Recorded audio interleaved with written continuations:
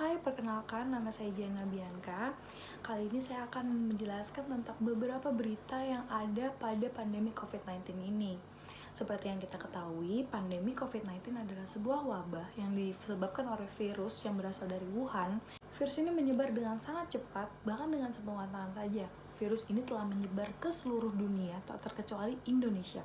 Virus ini pertama kali ditemukan di Indonesia, menjangkit 2 orang, yaitu ibu dan anak, tepatnya di daerah Depok, sekitar awal Maret yang lalu.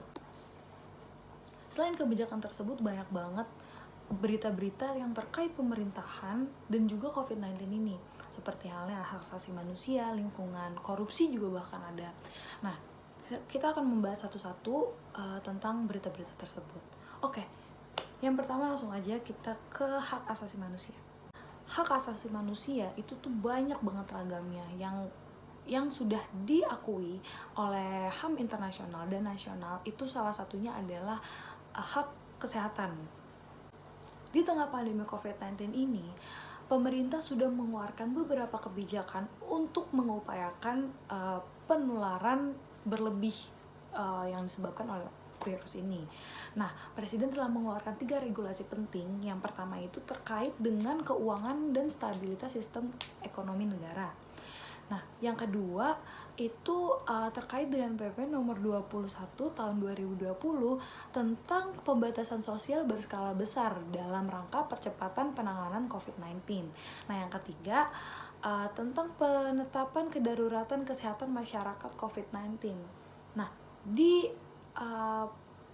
bersamaan dengan itu, udah banyak banget nih selebriti-selebriti yang bergabung dengan pemerintah untuk menggalang dana bagi para korban COVID-19. Oke, belum lama ini Presiden menginstruksikan mengenai physical distancing yang dinilai katanya tuh gak berjalan dengan efektif.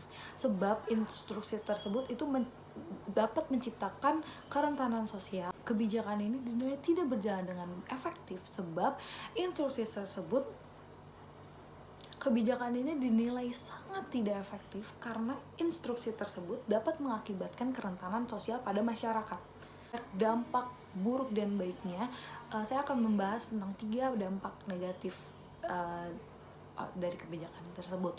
Yang pertama itu ada masyarakat itu akan menjadi apatis. Oke, sekarang gini, masyarakat akan menjadi apatis, dan apakah apatis itu salah?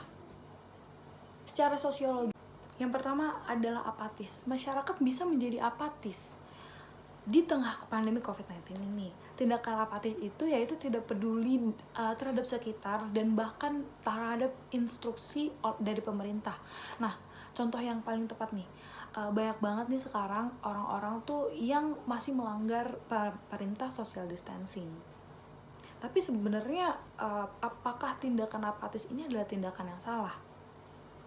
Secara sosiologis, tindakan ini tidak dapat dikatakan salah sebab hal tersebut bersifat naluriah dari kerentanan sosial yang sedang terjadi di Indonesia.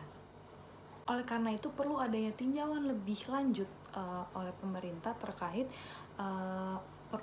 pemecahan permasalahan tersebut. Oke, kita masuk langsung ke tindakan irasional.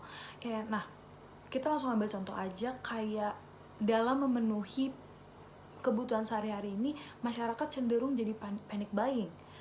Nah, hal ini justru akan membuat harga bahan kebutuhan akan melonjak naik, dan itu akan menjadi fatal. Di tengah wabah ini, semua orang sedang kesulitan.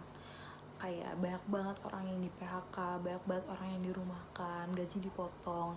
Nah, hal itu memicu adanya tindakan kriminal karena semua orang sedang merasa di titik kesulitan. Maka dari itu, oleh karena itu perlu banget adanya tindakan lebih lanjut dari pemerintah untuk menangani